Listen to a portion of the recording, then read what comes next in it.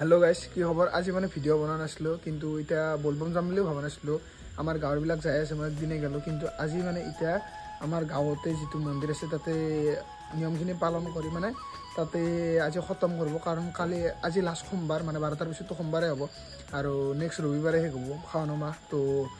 মই আজি উঠি দিম বলবমটো একদিনে গেছো তথাপিতো আৰু পালি দেখিম ৰবিবাৰক লাগি তাৰে পিছত আৰু হেতু ব্ৰতটো ভাঙি দিম তো যি নহওক এতিয়া আমি যাওঁ তাকালেগি মানে বাহিৰত গ'লে যাওঁ বাকি গিটা আইছি তো যাই ফেলে পূজা আৰম্ভণি কৰো নেকি স্থান কৰি ললো এতিয়া আমাৰ বেলেগ পৰ্ব শুৰু হ'ব কি ও ভাই হাইয়ে সৰোবৰ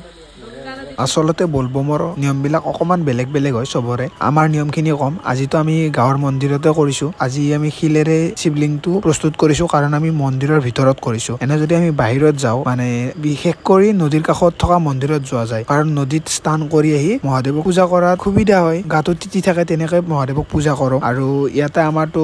তেনেকৈ নদী চদী নাই তো ওচৰতে যাই তাতে গা চা ধুই আহি ইয়াতে আমি শিৱলিংগটো প্ৰথমতে স্থাপন কৰিছো তেনেকৈ ঠিক বাহিৰত গ'লেও প্ৰথমতে আমি মাটিৰে শিৱলিংগ এটা বনাই লৈ তেনেকৈ স্থান কৰি আহি আমি গোটেইবিলাক এনেকৈ বহি তাতে আমি যিবিলাক ফুল নিওঁ বেলপাত নিওঁ সেইবিলাক উলাই লওঁ আৰু কিছুমানে চাকিটো আগত জ্বলাই কিছুমানে পিছত জ্বলাই তো এনেকৈ ধূপ চাকি জ্বলাই মহাদেৱক আৰাধনা কৰো এতিয়া চাব আমি 108টা বেলপাত লওঁ চবেই লয় আমি বুলি নহয় কিন্তু চবৰে হয়তো ভাবা শক্তিটো বেলেগ বেলেগ হয় আমি লোৱাৰ কাৰণ হৈছে 108 বাৰ মহাদেৱৰ নাম ললে ভাল লব লাগে তো সেই 108 বাৰ আঙুলিত গনি গনি উচ্চাৰণ কৰাটো সম্ভৱ নহয় তো 108টা বেলপাত ওম নমঃ শিৱায় কৈ 108 বাৰ যেতিয়া আমি শিৱলিংটোত দিওঁ তেতিয়া 108 বাৰ মহাদেৱৰ নামটো লোৱা হয় তো তেনেকেও ভাবা যায় কোনোবাই বেলেগকে ভাবি 108টা দিয়ে কোনোবাই বেলেগ তেনেকুৱা আৰু পূজা শেষ হোৱাৰ পিছত প্ৰথমতে আমি গণেশক জল অৰ্পণ কৰো তাৰে পিছত কাৰ্তিকক তাৰে পিছত মা পাৰ্বতীক তাৰে পিছত মহাদেৱক তেনেকে আমি জল অৰ্পণ কৰো আৰু জল অৰ্পণ কৰা হোৱাৰ পিছত যিটো স্থায়ী মন্দিৰৰ শিৱলিং তাতে আমি পানী ঢালো বাহিৰত গ'লে বাহিৰত আৰু আজি যেহেতু গাঁৱত কৰিছো গাঁৱত আৰু বেলেগ ইমানো নাজানো মানে যে কৰিছো মানে গোটেই জানি তো মানে আমি যেনেকে পালন কৰো জাষ্ট সেইটো কৈছো আপোনালোকে যদি জানে তো তেতিয়া কমেন্টত ক'ব তেতিয়া ময়ো জানিব পাৰিম সেয়াই আৰু বাকি এনেকে ধুনীয়া কৰি মহাদেৱক তুতি ভক্তি কৰি যিখিনি পাৰিলো কৰোতে ৰাতিপুৱাই হ'ল আৰু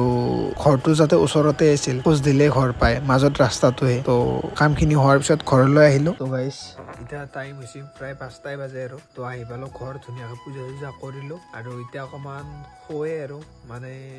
গম পাইছে এইকেইদিন মেডিকেলত আৰু আজি এনেকৈ বলবমত তো অকমান শুব লাগিব পঢ়িব লাগিব অলপ দেৰি কৰি তো সেইকাৰণে এতিয়া শুই যাওঁ এক্সাম প্ৰিপাৰেশ্যন ভিডিঅ' আহিব কেনেকৈ কি পঢ়ো তো সেয়ে আৰু আজি বিভাগটো